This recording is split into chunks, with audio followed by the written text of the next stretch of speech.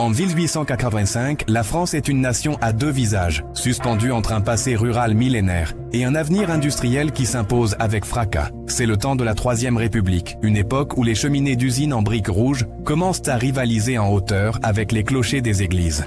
Pour l'immense majorité des Français, qu'ils soient paysans dans la Creuse, mineurs dans le Nord ou ouvriers à Lyon, la vie quotidienne est régie par une seule et unique loi, celle du travail. Un travail physique, usant, omniprésent, qui sculpte les corps et détermine chaque instant de l'existence, du lever au coucher du soleil. L'atmosphère de cette fin de 19e siècle est marquée par la pesanteur de la matière. Tout est lourd. Les outils en fer forgé, les sabots de bois ferré, les sacs de charbon, les ballots de linge humide. Il n'y a pas encore d'automatisation pour soulager l'effort humain. L'énergie qui fait tourner le pays est celle des muscles, aidée par la vapeur et la traction animale. Une journée de travail en 1885 n'est pas une parenthèse dans la vie. Elle est la vie elle-même, un cycle ininterrompu de labeur qui laisse peu de place au loisir ou à l'oisiveté. Pour comprendre le déroulement de cette journée, il faut se lever bien avant l'aube. Dans les campagnes comme dans les faubourgs ouvriers, le réveil est brutal. Il est 4 ou 5 heures du matin. Dans les logements exigus des cités ouvrières, où s'entassent souvent plusieurs générations, on quitte la chaleur relative du lit pour affronter la fraîcheur humide de la pièce unique. Le premier geste est toujours pour le feu. Il faut ranimer le poêle ou l'âtre, non seulement pour chasser l'humidité nocturne, mais pour préparer le jus, ce café noir, souvent allongé de chicorée, que l'on boit brûlant dans des bols ébréchés. On y trempe une tranche de pain bis, parfois frottée d'ail ou recouverte d'un peu de saindoux. C'est le carburant nécessaire pour tenir jusqu'à la pause de midi. Le départ vers le lieu de travail se fait dans l'obscurité. Dans les villes industrielles, les rues pavées résonnent du bruit caractéristique des sabots. C'est une marée humaine silencieuse, des silhouettes voûtées, emmitouflées dans des vestons de laine rapiécés ou des châles sombres qui convergent vers les grilles des usines. Il n'y a pas de transports en commun pour l'ouvrier. On marche parfois 1 heure ou 2, quel que soit le temps. La pluie, la boue, le verglas font partie du trajet quotidien. On marche vite car le retard ne pardonne pas. À l'usine, la sirène ou la cloche rythme l'entrée. Une fois la grille refermée, le salaire est amputé ou l'ouvrier est renvoyé chez lui pour la journée, perdant sa maigre paie. Une fois franchi le seuil de l'atelier ou de la manufacture, l'ouvrier bascule dans un autre monde, dominé par le vacarme. En 1885, la protection auditive n'existe pas. Le bruit des métiers à tisser, le martèlement des pilons, le sifflement des machines à vapeur créent un fond sonore assourdissant qui isole chacun dans sa tâche. La journée de travail est longue, très longue. La loi de 1848 avait limité la journée à 12 heures, mais en pratique, les dérogations sont nombreuses et les contrôles rares. On travaille souvent 11, 12, voire 13 heures par jour, 6 jours sur 7. Dans les filatures du nord ou de l'est, l'air est saturé de poussière de coton ou de laine. Les fenêtres sont souvent closes pour maintenir l'humidité nécessaire au fil, créant une atmosphère étouffante, chaude et moite. Les ouvrières, qui constituent une part majeure de la main-d'œuvre textile, travaillent debout, surveillant les broches qui tournent à une vitesse folle. Elles doivent intervenir, nouer les fils cassés avec une dextérité prodigieuse, les doigts abîmés par le frottement constant. La discipline est militaire. Le contremaître surveille, carnet à la main. Il note les arrêts, les bavardages, les malfaçons. Un système d'amende vient ponctionner le salaire à la moindre incartade. Arriver en retard, chanter, fumer ou simplement s'asseoir un instant. Pour les hommes, le travail est souvent une épreuve de force. Dans la métallurgie, au Creusot ou à Saint-Étienne, on manipule le métal en fusion. La chaleur est telle que les vêtements fument. Les gueules noires des mines descendent au fond à l'aube. L'ascenseur, la cage, les descendent à plusieurs centaines de mètres sous terre. Là, dans des galeries étayées de bois qui craquent sous la pression du terrain, ils travaillent couchés ou à genoux, à la lueur des lampes de sûreté. Ils attaquent la veine de charbon au pic dans la poussière noire qui s'infiltre dans les poumons et tatoue la peau à vie. Le danger est permanent. Coups de grisou, éboulement, inondation. La solidarité est forte face au danger, mais la fatigue est écrasante. Les chevaux vivent aussi au fond, tirant les wagonnets, certains ne remontant jamais à la surface. Pendant ce temps, dans la France rurale, qui représente encore près de 65% de la population, le rythme est différent, dicté par la nature et non par la machine. Mais la dureté est comparable. Le paysan de 1885 ne connaît pas d'horaire fixe. Il travaille de l'étoile à l'étoile. Dès le lever du jour, il faut s'occuper des bêtes. La traite des vaches, le nourrissage des porcs et des volailles précèdent le travail au champ. L'outillage reste rudimentaire. La faux, la faucille, la houe sont les prolongements de la main. Les premières faucheuses mécaniques apparaissent dans les grandes exploitations de la Beauce. Mais dans le bocage ou le Massif central, c'est encore la force humaine qui prime. Le travail de la terre est un engagement physique total. On marche derrière la charrue tirée par les bœufs ou les chevaux de trait, guidant le soc dans la terre lourde, les pieds enfoncés dans les sillons. Le corps est soumis aux éléments. Le soleil qui brûle la nuque en été lors des moissons, la pluie glaciale en automne lors des labours, le vent qui gerçait les mains en hiver. Contrairement à l'usine, le travail change avec les saisons, offrant une variété de tâches, mais l'inquiétude est constante. Une grêle, une sécheresse, et c'est la récolte de l'année qui disparaît, spectre de la disette qui n'est jamais bien loin. Dans les villes comme Paris, Lyon ou Marseille, une autre catégorie de travailleurs s'active, les artisans et les petits métiers.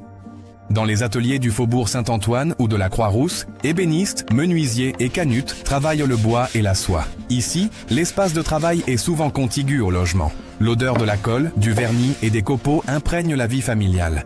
L'artisan est maître de son geste, fier de son savoir-faire, mais il est soumis à la pression des commandes et à la concurrence des usines qui commencent à produire en série des meubles et des tissus bon marché.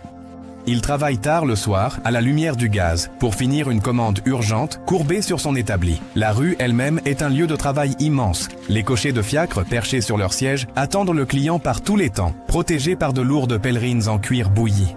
Les lavandières, agenouillées au bord de la rivière ou penchées sur les bacs des lavoirs publics, battent le linge dans l'eau glacée ou bouillante, les mains rougies et gonflées par la lessive corrosive. L'effort des halles décharge des carcasses de viande et des paniers de légumes pesant des dizaines de kilos. Une performance athlétique quotidienne qui commence bien avant que la ville ne s'éveille. Le moment charnière de la journée est la pause de midi. À l'usine, elle est courte, souvent 30 minutes ou 1 heure. On ne rentre pas chez soi, c'est trop loin. On mange sur place, assis sur une caisse, dans la cour ou dans un coin de l'atelier, dans la poussière et le bruit qui se sont tus un instant. On ouvre la gamelle apportée le matin. Le menu est invariable. Une soupe épaisse réchauffée si possible, du pain, du fromage, parfois un morceau de lard ou de saucisson. Le vin est omniprésent. C'est la boisson de l'effort. On boit 1 litre, parfois 2 par jour. Il est considéré comme un aliment indispensable pour tenir le coup. Un anesthésiant léger contre la douleur musculaire et la lassitude mentale. Dans les champs, la pause est plus rituelle. On s'arrête à l'ombre d'un arbre ou d'une haie. La femme ou un enfant a apporté le panier repas. C'est un moment de sociabilité. On échange des nouvelles du village, on observe l'avancement du travail voisin. On fait parfois une courte sieste, chapeau sur les yeux, pour récupérer avant de reprendre le labeur sous le soleil de l'après-midi, qui est le plus dur. L'après-midi étire le temps. La fatigue s'installe. Dans les bureaux, les commis aux écritures, debout devant leurs pupitres inclinés, grattent le papier à la plume métallique. L'atmosphère est feutrée, sentant l'encre et le vieux papier, mais la discipline est stricte. Le chef de bureau veille. Le dos fait souffrir, les yeux piquent à force de déchiffrer des écritures manuscrites à la lumière déclinante. On rêve de la fin de la journée, mais elle est encore loin. La question du travail des femmes et des enfants est centrale en 1885. Si les lois de Jules Ferry ont rendu l'école obligatoire quelques années plus tôt, le travail des enfants n'a pas disparu. À la campagne, l'école s'adapte aux saisons. Lors des moissons ou des vendanges, les bancs de la classe sont vides. Les enfants gardent les bêtes, ramassent les pierres, participent à tous les travaux à hauteur de leur force. En ville, l'apprentissage commence tôt, vers 12 ou 13 ans. Le galibote à la mine, le mousse sur les chantiers, l'arpette dans la couture sont des figures familières. Ils effectuent les tâches ingrates, portent les outils, nettoient et subissent souvent les brimades des aînés, considérés comme faisant partie de l'éducation au métier. Les femmes, elles, cumulent souvent 2 journées. Celles qui travaillent à l'usine ou comme domestiques doivent, en rentrant, s'occuper du foyer. La lessive, la cuisine, le soin aux enfants, le raccommodage des vêtements usés jusqu'à la corde sont des tâches qui se font le soir, mordant sur le temps de sommeil. Beaucoup travaillent aussi à domicile, payées à la pièce, couturières, fleuristes artificielles, colleuses de boîtes. Elles travaillent chez elles, près de la fenêtre pour économiser la bougie, dans des logements encombrés par les matières premières, pour un salaire de misère qui complète à peine celui du mari. Vers 19h ou 20h, le rythme commence enfin à ralentir. Dans les villes, les réverbères au gaz s'allument, les ateliers ferment, c'est l'heure de la sortie, le flux inverse du matin. Les visages sont gris de fatigue, noircis par la fumée, les corps sont courbaturés. On s'arrête souvent au cabaret ou chez le marchand de vin avant de rentrer. C'est le sas de décompression nécessaire. Dans la chaleur enfumée du bistrot, on boit un dernier verre debout au comptoir en zinc. On discute politique, on parle des syndicats qui commencent à s'organiser depuis la loi Waldeck-Rousseau de 1884. La conscience de classe s'affirme dans ces moments de partage après l'effort. On évoque les grèves possibles, les injustices du contremaître, l'espoir d'une vie meilleure. Le retour au logement marque la fin de la vie publique. Le dîner est le moment où la famille se réunit. C'est un repas simple, la soupe est le plat principal, invariablement. Une soupe de légumes, de pommes de terre, de choux, avec du pain trempé. La viande est rare, réservée au dimanche ou au père de famille qui a besoin de force. On mange vite, car le sommeil pèse sur les paupières. La lumière est chère. On ne veille pas tard. Dans les campagnes, la nuit est noire et silencieuse, seulement troublée par l'aboiement d'un chien. On se couche tôt pour économiser le pétrole de la lampe. Cependant, certains travaillent encore. Les boulangers s'activent dans la chaleur de leur fournil souterrain pour préparer le pain du lendemain matin. Les typographes composent les journaux à la lueur des lampes à arc. Les cheminots et les mécaniciens conduisent les trains de nuit qui traversent la France, reliant les villes endormies dans un panache de fumée et d'étincelles. Cette journée de travail de 1885 est marquée par une usure physique prématurée. À 40 ans, un ouvrier ou une paysanne en paraît souvent 60. Les corps sont marqués par les accidents, les rhumatismes, les maladies professionnelles non reconnues. Il n'y a pas de retraite, pas de congés payés, pas de sécurité sociale. On travaille tant que l'on peut, et quand la force manque, on dépend de la famille ou de la charité. Pourtant, au milieu de cette dureté, il existe une fierté du travail bien fait, une dignité ouvrière et paysanne. L'appartenance à un métier définit l'identité de chacun. Le mineur est fier de sa résistance, le métallurgiste de sa maîtrise du feu, le paysan de son lien à la terre. Ces hommes et ces femmes sont les bâtisseurs d'une ère nouvelle.